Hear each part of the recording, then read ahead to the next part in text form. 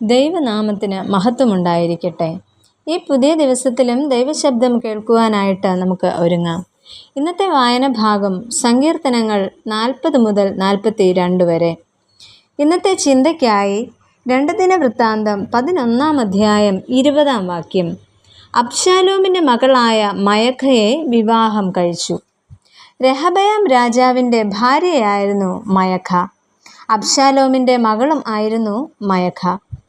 രഹബയാബിന് 18 ഭാര്യമാരും 60 വെപ്പാട്ടികളും 28 പുത്രന്മാരും 60 പുത്രിമാരും ഉള്ളതായി തിരുവചനത്തിൽ നിന്ന് വായിക്കുന്നു. എന്നാൽ രഹബയാം തൻ്റെ സകല ഭാര്യമാരിലും വെപ്പാട്ടികളിലും വെച്ച് അബ്ശാലോമിൻ്റെ മകളായ മയഖയെ അധികം സ്നേഹിച്ചു എന്ന് 2 ദിനവൃത്താന്തം 11 അധ്യായം 21 വാക്യത്തിൽ പറയുന്നു. മയഖയെക്കുറിച്ച് അല്പമായി നമുക്ക് ചിന്തിക്കാമെന്നത്രേ ആഗ്രഹിക്കുന്നത്.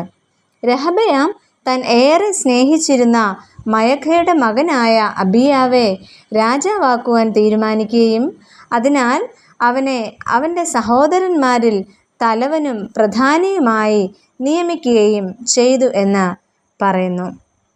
വിഗ്രഹങ്ങളെയും അന്യദൈവങ്ങളെയും അശേര പ്രതിഷ്ഠകളെയും എല്ലാം ആരാധിക്കുന്ന ഒരു വ്യക്തിയായിട്ടാണ് മയഖയെ നമുക്ക് കാണുവാനായിട്ട് സാധിക്കുന്നത്.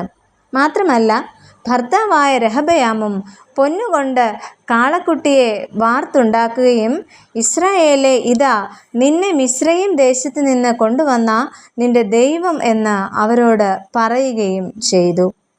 അതോടൊപ്പം തന്നെ പൂജാഗിരി ക്ഷേത്രങ്ങൾ ഉണ്ടാക്കുകയും ലേവ്യരല്ലാത്തവരെ അവിടെ പുരോഹിതന്മാരായി നിയമിക്കുകയും ചെയ്യുന്നു. രഹബയാം അന്യമതക്കാരായ തൻ്റെ ഭാര്യമാരുടെ ആഗ്രഹങ്ങൾക്ക് വഴങ്ങി ദേശത്തെല്ലാം പൂജാഗിരികളും സ്തംഭ വിഗ്രഹങ്ങളും അശേര പ്രതിഷ്ഠകളും സ്ഥാപിക്കുകയും ചെയ്തു. എന്നാൽ ഇതിന് ചുവട് പിടിച്ച മയഖയും തൻ്റെ ആരാധനാ സങ്കല്പങ്ങൾ ഇത്തരത്തിലേക്ക് മാറ്റി ചിട്ടപ്പെടുത്തുന്നു. കാലക്രമേണ ഈ പാരമ്പര്യങ്ങൾ മക്കൾ പിന്തുടരുവാനുള്ള സാധ്യതകൾ കൂടുതലായിരിക്കെ ഇവരുടെ മക്കളായ അബിയാവും ആസായും ദൈവത്തിൽ ആശ്രയിച്ചും ദൈവത്തോട് പറ്റിച്ചേർന്നും ജീവിച്ചു എന്ന് നമുക്ക് കാണുവാനായിട്ട് കഴിയുന്നു. മാത്രമല്ല, 1 രാജാക്കന്മാർ 15 അധ്യായം 13 വാക്യത്തിൽ ഇപ്രകാരം കാണുന്നു: തൻ്റെ അമ്മയായ മയഖ അശേരായ്ക്ക് ഒരു മ്ലേച്ഛ വിഗ്രഹം ഉണ്ടാക്കിയിരുന്നത് കൊണ്ട് അവൻ അവളെ രാജ്ഞി സ്ഥാനത്തിൽ നിന്ന് നീക്കിക്കളഞ്ഞു. ആസ അവളുടെ മ്ലേച്ഛ വിഗ്രഹം വെട്ടിമുറിച്ചു കിദ്രോൻ തോട്ടിനരികെ വെച്ച് ചുട്ടുകളഞ്ഞു എന്ന് അവിടെ കാണുവാനായിട്ട് സാധിക്കുന്നു.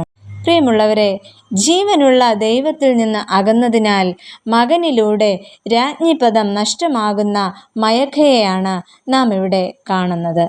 ദൈവം നമുക്ക് നൽകിയിരിക്കുന്ന ഈ ചെറിയ ജീവിതത്തിൽ ഈ ലോകത്തിലെ താൽക്കാലികമായ സുഖങ്ങൾ നൽകുന്നവയല്ല നമ്മൾ ആശ്രയിക്കേണ്ടത്.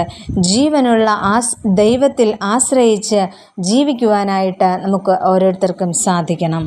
നമുക്ക് പ്രാർത്ഥിക്കാം. ജീവൻ്റെ ദാതാവും പരിപാലകനുമായ പ്രിയ പിതാവേ, ഞങ്ങളുടെ ജീവിതത്തിൽ അങ്ങയോട് പറ്റിച്ചേർന്ന് ഓരോ നിമിഷവും ജീവിക്കുവാൻ ഞങ്ങളെ സഹായിക്കണമേ. ആമേൻ.